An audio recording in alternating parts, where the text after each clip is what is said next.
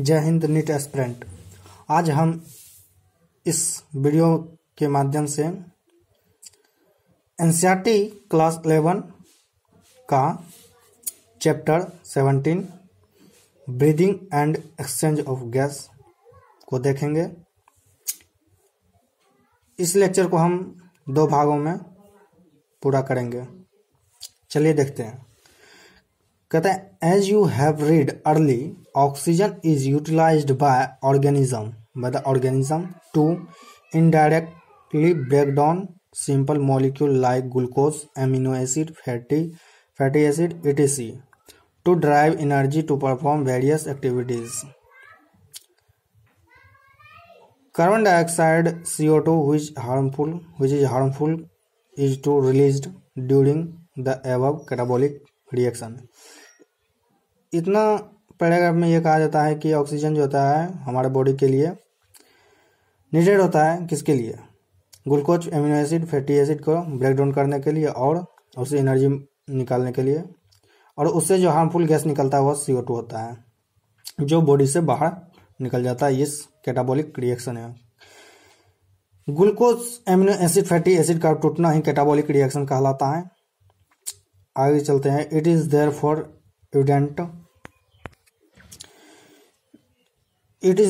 evident that O2 has to be continuously provided to the cell. CO2 produced by the cell have released to out. कहता है कि oxygen होता है continuously चाहिए।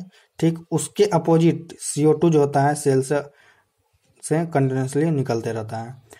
ये continuously इसलिए ज़्यादा चाहिए होता है ताकि बॉडी का एनर्जी फ्लो जो होता है वो मेंटेन रहे।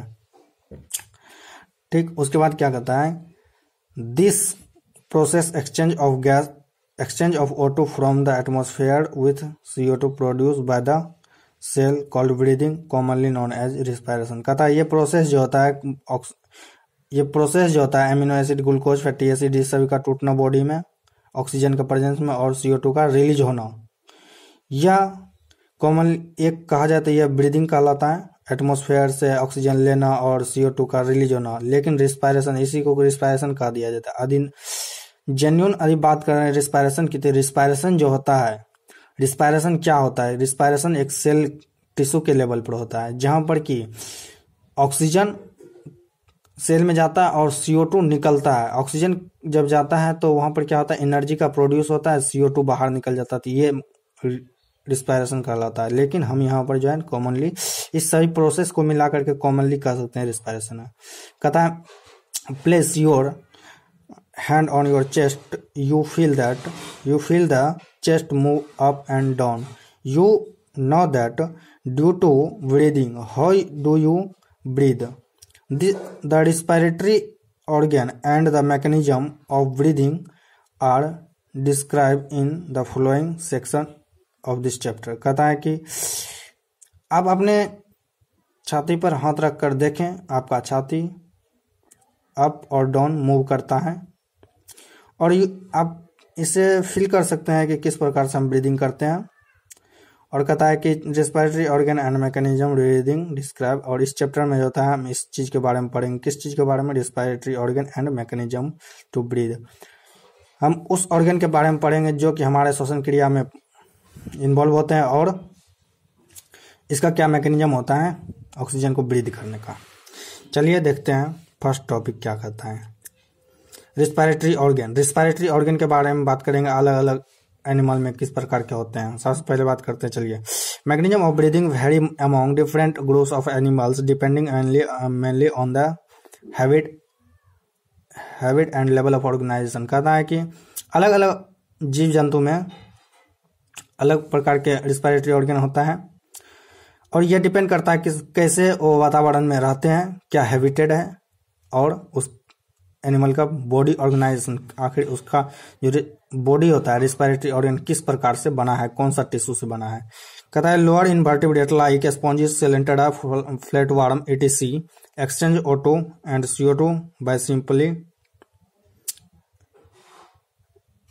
Different over their entire body surface. कहता है कि ये जो होता है cylinder of sponges flat worm, ये सब जो होता है क्या होता है, O2 एक्सचेंज तो करता है, पर किससे करता है बॉडी के सरफेस से ही करता है। कहता है earthworm use their most moist cuticle and insect have network tube tracheal tube. कहता है कि अर्थवार्म जो होता है ये मॉइस्ट क्यूटिकल सरफेस होता है बॉडी पर, उससे ऑक्सीजन एक्सचेंज करता है, और इंसेक्ट जो होता है वह ट्रेकियल ट्यूब्स के जरिए करता है। Transport atmospheric air with the body, और एटमॉस्फेयर से जो होता है ये बॉडी में ऑक्सीजन को क्या करता है, ट्रांसपोर्ट करता है। कहता है special vascularised structure called Gill. Special vascularised structure जो होता है वह क्या कहलाता है, वह गिल कहलाता है। कहता है branchial respiration are used by the moist of the aquatic arthropod. Branchial respiration are used by most of the aquatic arthropod. Aquatic arthropod जो होता है ना वह ब्रेकियल रिस्पायरेशन यूज करता है। ब्रेकियल रिस्पायरेशन मतलब ये गील हुआ। फिर कहता है mollusca where vascularised bag called lungs pulmonary respiration are use to terrestrial form for the exchange of gases. कहता है यहाँ पर क्या कहता है कि mollusca where as vascularised bag, mollusca के अंदर जो है कुछ वेस्कुलराइज्ड लाइक बैग होता है जिसको लंग्स कहते हैं, और ये जो है पल्मोनरी रिस्पायरेशन भी कहलाता है। इसका यूज करते हैं terrestrial form for exchange of gas. इस लंग्स का यूज होता है वो तब करता है जब वो एक्वेटिक इन्वायरमेंट से बाहर निकल जाता है, टेरेस्ट्रियल पर आ जाता है, जमीन पर आ जाता है, तब वो इस ऑर्गन का यूज करता है। फिर आगे कहता है among vertebrates fishes use gill where amphibian reptiles bird and mammal respire through the lungs. कहता है यहाँ पर क्या वर्टेब्रेट का जितने भी वर्टेब्रेट ग्रुप का जितने भी एनिमल होते हैं, फिश होता है, फिश यूज करता है गिल का, और amphibians like reptilia, birds mammal, ये सब जो है लंग्स का यूज करते हैं। कहता है amphibian like frogs can respire through the moist skin cutaneous respiration. Frog जो होता है ये मॉइस्ट स्किन के जरिए रिस्पायरेशन करता है। फ्रॉग ही एक ऐसा एग्जांपल है जो कि अपने गिल से भी, स्किन से भी और लंग्स से रिस्पायरेशन करता है।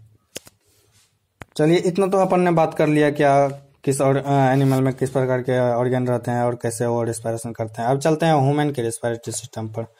ह्यूमन रिस्पायरेटरी सिस्टम में क्या बातें होता है देखते हैं। कहता है we have a pair of external nostril opening out of the above upper lip, it lead to the nasal chamber through the nasal passages, the nasal chamber opening to pharynx, a portion of which is common passage of food and air. The pharynx open through the larynx region into the trachea.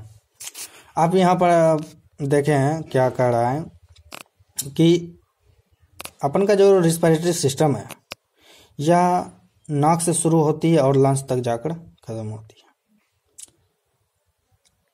और इसका sequence देखें तो सबसे पहले क्या होता है, nostril होता है, एक्सटर्नल नॉस्ट्रिल, ये देखें एक्सटर्नल नॉस्ट्रिल है। फिर कहता है नेजल चैम्बर होता है, नेजल चैम्बर नेजल पैसेज। कहता है कि नेजल चैम्बर जो होता है नेजल पैसेज के द्वारा जाता है, पहले नॉस्ट्रिल फिर जाकर आता है नेजल पैसेज, फिर आता है नेजल चैम्बर। और ये नेजल चैम्बर जो होता है फेरिंग्स में जाकर ओपन होता है, जो कि कॉमन पैसेज होता है फूड और एयर के लिए। ठीक, कौन पैसेज होता है फूड और एयर के लिए। फिर ये फेरिंग्स जो होता है लैरिंग्स में जाता है, जहां लैरिंग्स के में ही जो होता है वो एक साउंड बॉक्स होता है जो कि कार्टिलेजिनियस बॉक्स कहलाता है। लैरिंग्स में, लैरिंग्स के ऊपर ही जो होता है क्या होता है, ये एपिग्लोटिस नाम का एक कार्टिलेजिनस फ्लैप होता है जो कि इसमें फूड और वाटर को जाने से क्या करता है, रोकता है, प्रिवेंट करता है। यदि वह नहीं रोकेगा तो वह क्या हो जाएगा, लंग्स में जाने वाला रहेगा। तो जैसे ही वो अंदर से एयर निकलता है लंग्स से उस ट्रेकिया के जरिए तो वहाँ पर क्या होता है, ये वहाँ पर खांसी टाइप का कुछ एनवायरनमेंट बन जाता है जिससे खांसी होने लगता है। कहता है pharynx open through the larynx. Pharynx जो होता है लैरिंग्स में ओपन होता है region into the trachea. Trachea में होता है, ये आप देख रहे हैं ये है ट्रेकिया, ये है लैरिंग्स, ये लैरिंग्स है और ये एपिग्लोटिस। ये एपिग्लोटिस इसको कवर कर देता है, कवर करता है तो इसमें फूड वाटर को जाने से प्रिवेंट कर देता है। ये ओपन रहता है, यहाँ से ऑक्सीजन, इससे ऑक्सीजन CO2 आता है और यहाँ से जो होता है CO2 बाहर जाता है। CO2 के बाहर जाने के कारण में यदि इसमें कोई आ जाता है फूड वगैरह तो इसमें क्या होता है, खांसी होने लगता है। ये ऑटो रिजेक्शन होता है। इसी में जो होता है ट्रेकिया में सिलिया होता है और सिलिया जो होता है यूनिडायरेक्शनल होता है, जो कि म्यूकस को अंदर से बाहर की ओर जाता है, तो लेकर अंदर से बाहर की ओर लेके जाता है। तो ठीक उसी प्रकार यदि कोई फूड आएगा अंदर तो उसे रिजेक्ट करके बाहर बेगेगा, बाहर बेगने के कारण में यह जो होता है खांसी होने लगता है। चलिए फिर आगे की बात करते हैं क्या होता है। Larynx is a cartilaginous box which help in sound production, hence called the sound box. Larynx जो होता है क्या होता है, कार्टिलेजिनस बॉक्स होता है जो कि साउंड प्रोडक्शन कम करता है और ये जो होता है साउंड बॉक्स कहलाता है। During swallowing glottis can covered by a thin elastic cartilaginous flap called epiglottis to prevent the entry of food into the larynx. वही बात है मैंने बोल दिया है। Trachea is a straight tube, कहता है trachea is a straight tube extending up to mid thoracic cavity which divide at the level of fifth thoracic vertebrate। ये ट्रेकिया जो होता है ना, ये ट्रेकिया आता है मिड थोरेसिक से, इधर से भी रिब कैच बना हुआ रहता है, इधर से भी बना हुआ रहता है, ये बीच देकर के आता है, ये बीच में आता है ये ट्रेकिया। और ये ट्रेकिया जो होता है फिफ्थ थोरेसिक, मतलब रिब का जो नंबर ऑफ रिब होता है अप टू ऊपर से काउंटिंग करते हैं तो नीचे जाने 5वां नंबर रिब हड्डी जो होता है, ये रिब बनाने वाला हड्डी वो जो होता है वहां पर जाकर ये ट्रेकिया क्या होता है डिवाइड हो जाता है 2 भागों में, लेफ्ट लंग्स में और राइट लंग्स में चला जाता है। वो जाता है तो यहाँ पर डिवाइड होता है तो इसको ब्रोंकाई बोलते हैं। यहाँ पर क्या लिखा है, trachea straight tube extending up to mid thoracic cavity which divide at the level of fifth thoracic vertebrate into the right and left pulmonary, ये प्राइमरी ब्रोंकी, इसको प्राइमरी ब्रोंकी कहते हैं। उसके बाद क्या कहता है, each bronchi undergoes repeated division. दोनों ब्रोंकाई जो होता है लंग्स में जाने का एंट्री करने के बाद यहाँ जो है रेगुलर ये डिवाइड होते रहता है सेकेंडरी टर्सरी ब्रोंकाई में। फिर ब्रोंक्यूल होता है, यहाँ पर ब्रोंक्यूल होता है, कहता है end up to the terminal bronchiole bronchiole. अंतिम में ये ब्रोंक्यूल पर जाकर के क्या होता है, खत्म हो जाता है ये ब्रोंकाई। कहता है the trachea primary secondary and tertiary bronchi and initial bronchiole are supported by the incompleted ring cartilaginous ring. कहता है कि प्राइमरी सेकेंडरी टर्सरी ये जो होता है प्राइमरी सेकेंडरी टर्सरी ये रिंग ये ब्रोंकाई ब्रोंक्यूल जो होता है ये ब्रोंकाई ये ट्रेकिया से लेकर up to the tertiary bronchi तक ये इनकम्प्लीट कार्टिलेजिनस रिंग से क्या होता है सपोर्टेड होता है। Each terminal bronchiole give rise to number of very thin. कहता है क्या, इच टर्मिनल ब्रोंक्यूल प्रत्येक टर्मिनल ब्रोंक्यूल जो होता है लास्ट वाला नंबर ऑफ वेरी थिन, उसका नंबर जो होता है बहुत ज्यादा होता है, वेरी थिन और पतला भी होता है। कहता है irregular wall and vascularised bag like structure alveoli. उसके अंतिम में क्या होता है, ये आप देख रहे हैं ये टर्सरी कहते हैं तो इसको टर्सरी, तो इसके अंतिम में क्या होता है ये गुब्बारा लाइक दिख रहा है तो ये क्या कहता है बैग लाइक, ये से कहीं एल्वुलाई कहते हैं। फिर आगे क्या कहता है, the branching network of bronchi bronchiole and alveoli comprise the lungs. We have 2 lungs which are covered by double layer. हमारे पास 2 लंग्स होते हैं जो कि 2 लेयर से कवर होते हैं, जिसको पेलुड़ा बोलते हैं, पेलुड़ा विथ पेलुडल फ्लूइड, जो कि पेलुडल फ्लूइड से भरा हुआ होता है। वो आप ये देख सकते हैं यहाँ पर ये क्या होता है, ये पेल्वियल मेम्ब्रेन है, पीला वाला देख रहे हैं, ये अंदर जो होता है ये लंग्स से अटैच होता है, ये बाहर वाला जो होता है थोरेसिक से अटैच होता है। फिर आगे की बात करते हैं कि with pleural fluid between them, उसके बीच में पेल्वियल फ्लूइड होता है, it reduce the friction on the lungs surface, the outer pleural membrane is in close contact with thoracic, बाहर वाला जो होता है किससे होता है, थोरेसिक से अटैच होता है। चलिए आगे की लाइन देखते हैं, फिर इस फिगर को देखेंगे।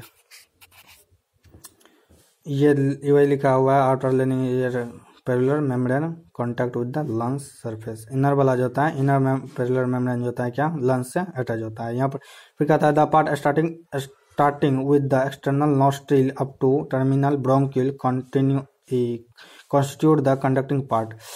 क्या कहता है, यहाँ एक्सटर्नल नॉस्ट्रिल से लेकर के टर्मिनल ब्रोंक्यूल तक कंडक्टिंग पार्ट होता है, एक्सटर्नल नॉस्ट्रिल से लेकर के टर्मिनल ब्रोंक्यूल तक कंडक्टिंग पार्ट होता है। यहाँ पर जो होता है ना, क्या होता है, जो एयर हम इन्वायरमेंट एटमॉस्फेयर से लेते हैं वह एयर, यदि बात करें डेटा के अनुसार तो 350 ml जो होता है, सॉरी यहाँ पर जो होता है 300 ml जो होता है, 500 टोटल आता है, टोटल 500 ml एयर आता है, तो 300 ml क्या होता है, 300 ml ही जो होता है, 300 ml इस कंडक्टिंग पार्ट में रुक जाता है, और बाकी का जो होता है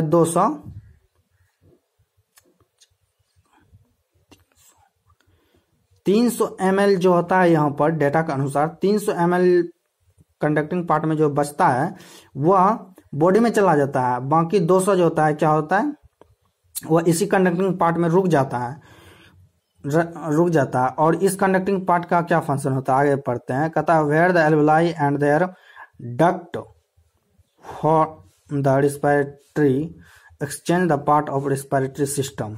यहाँ पर क्या कहता है, कंडक्टिंग पार्ट में जो होता है वह एयर रुकता है, alveoli their duct form the respiratory and exchange the part of the respiratory system. यहाँ पर जो होता है ना, यहीं से डक्ट होता है एल्वेलाई का, and the respiratory exchange part, यहाँ पर रिस्पिरेटरी सिस्टम, यहीं इसके बाद जो होता है रिस्पिरेटरी सिस्टम आने लगता है। रिस्पिरेटरी सिस्टम जहाँ की ऑक्सीजन का क्या होगा, टिश्यू से मिलेगा, वहाँ पर एल्वेलाई के पास जाएगा, एल्वेलाई एक्सचेंज करेगा, ब्लड में जाएगा, फिर जाकर आगे ब्लड से टिश्यू में जाएगा। तो ये बात कर रहा है।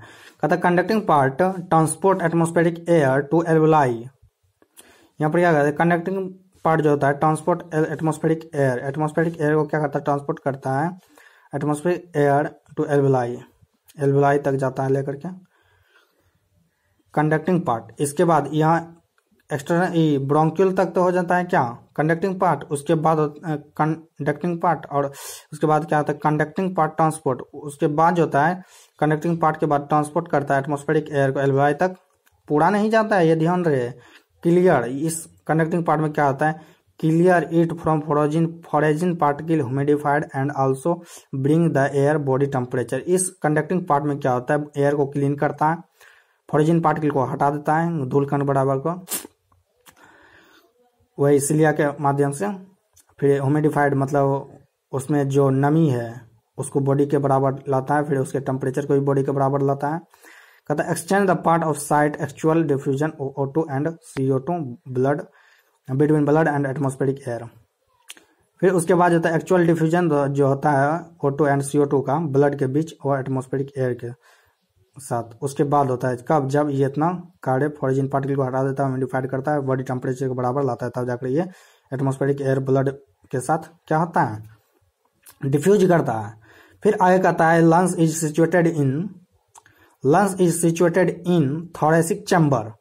लंग्स जो होता है थोरेसिक चैम्बर में फिटेड होता है, which is anatomically an air tight chamber. वह एनाटॉमिकली मतलब उसका ढांचा जो होता है ना, एक एयर टाइट चैम्बर की फॉर्म में होता है, जिस तरह की गुब्बारा में हम क्या करते हैं, एयर को भर देते हैं तो वो टाइट हो जाता है, ठीक उसी प्रकार हमारा लंग्स भी एक गुब्बारे के समान ही होते हैं, पर गुब्बारा के इतना हमारा लंग्स झुलस नहीं जाते, क्योंकि हमारे थोरेसिक से अटैच है आउटर पेल्वियर मेम्ब्रेन। फिर कहता है the thoracic chamber is formed dorsally by the vertebral column. क्या कहता है, thoracic chamber is formed dorsally by the vertebral column. यदि पीठ डॉर्सली जो होता है ना, ये डॉर्सली वर्ड बहुत ही डॉर्सली वेंट्रली ये दोनों बहुत कंफ्यूज करता है। डॉर्सली जो होता है बैक साइड होता है, बैक साइड जो होता है हमारा थोरेसिक जो बना हुआ होता है किससे बना होता है, वर्टिब्रल कॉलम से। वेंट्रल साइड जो होता है स्टर्नम से बना होता है, वेंट्रल हो गया आगे की साइड, ये जो होता है वेंट्रल स्टर्नम से बना होता है। फिर कहता है लेटरली इज रिब, लेटरल जो होता है लेफ्ट राइट में रिब होता है।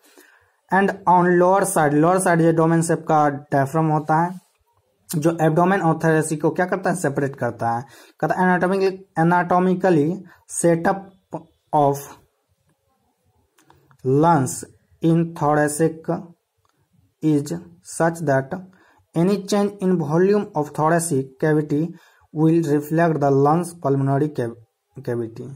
कहता है कि एनाटॉमिकली यदि कोई भी उसमें चेंज होता है वॉल्यूम में तो पल्मोनरी कैविटी में वह चेंज दिखेगा, रिफ्लेक्ट करेगा, अर्थात वहां पर भी यह महसूस होगा। कहता है such an arrangement is essential for breathing as we can not directly alter the pulmonary volume. कहता है कि ये जो होता है ना, ये अरेंजमेंट जो होता है ना बहुत ही आवश्यकता होता है ब्रीदिंग करने के लिए, अदरवाइज हम डायरेक्टली जो होता है पल्मोनरी वॉल्यूम को नहीं चेंज कर सकते।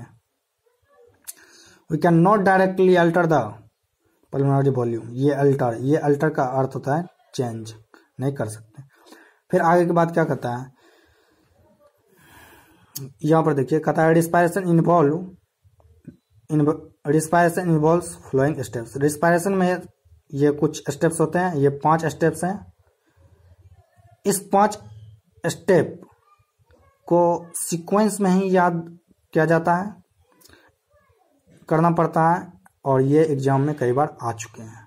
पहले कहता है breathing pulmonary ventilation by which atmospheric air is drawn in and CO2 rich alveoli air is release. कहता है कि हम जो है पल्मोनरी वेंटिलेशन में मतलब लंग्स में सबसे पहले एटमॉस्फेरिक एयर को लाते हैं, फिर यहाँ से CO2 को रिलीज करते हैं। पहला ये बात होता है, पहले प्रोसेस दी गई है। फिर कहता है क्या,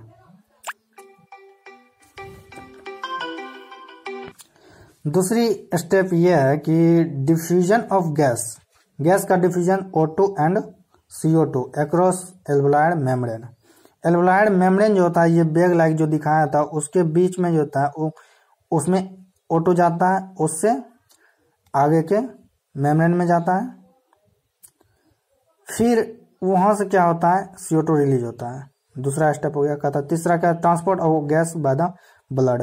फिर ये O2 जो होता है ये O2 ब्लड में जाता है, ब्लड से अदर ऑर्गन के पास जाता है, और ये